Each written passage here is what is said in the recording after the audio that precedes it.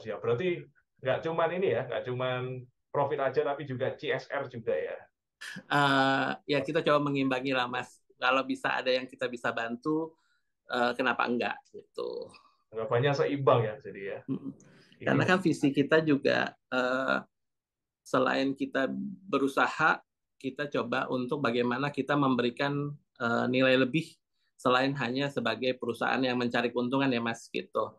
Karena kita membantu komunikasi, kita mencoba mencari nilai lebih dari sisi komunikasi yang bisa kita bantu itu seperti apa.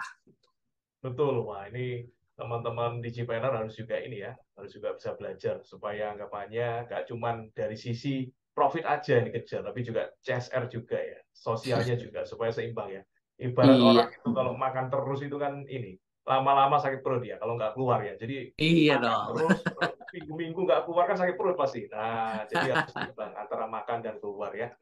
Iya, Berarti gitu. ini ya, saya dengar juga ini dari sisi founder-foundernya ternyata juga ini ya ada teman-teman yang lain ya yang Oh ya, juga Magnific sendiri itu aku tuh punya ada kita bersama ada 3 orang, ada 3 partner. Aku sendiri dan juga ada 2 lagi yaitu Arifaldi Dasril dan juga Sinta Haryani. Kalau untuk Arifaldi Dasril memang backgroundnya di media, beliau itu lama di Kompas Group, jadi dia lebih handle di media relation kita, sedangkan Sinta Haryani itu dia handle di divisi kreatif kita karena uh, dia lebih banyak berkecimpung di dunia desain dan juga dunia digital sehingga dia yang menghandle kreatif juga. Nah ini sebenarnya agak lucu sih karena sebenarnya Magnific ini nih kita tuh didirikan tuh bukan dengan semangat membuat perusahaan yang besar gitu loh Mas. Kita tuh emang benar-benar dimulai dari semua itu dari pertemanan. Jadi aku dari dengan teman. Arif benar-benar dari pertemanan. Aku dengan Arif itu memulai di 2008 tuh hanya dengan sebenarnya kita membantu teman.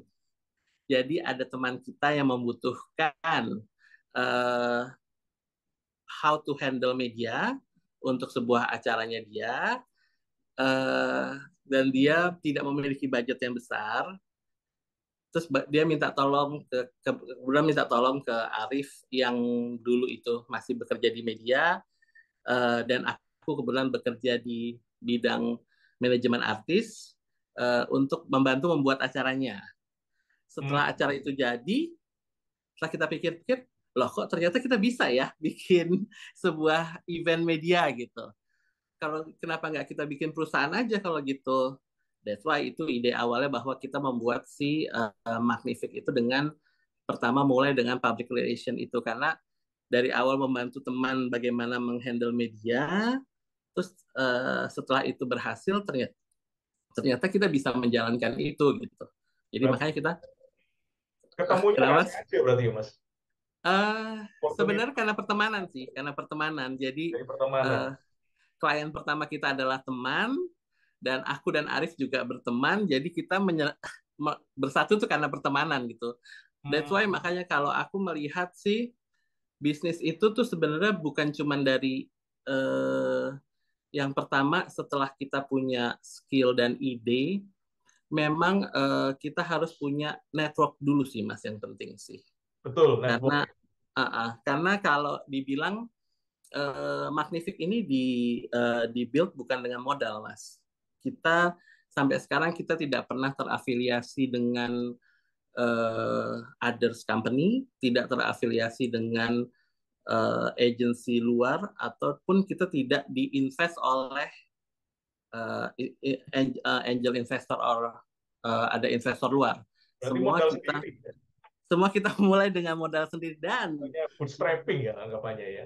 iya, kita memulai itu memang jujur kalau bisa dibilang Magnific itu mulai dari modal kita adalah network.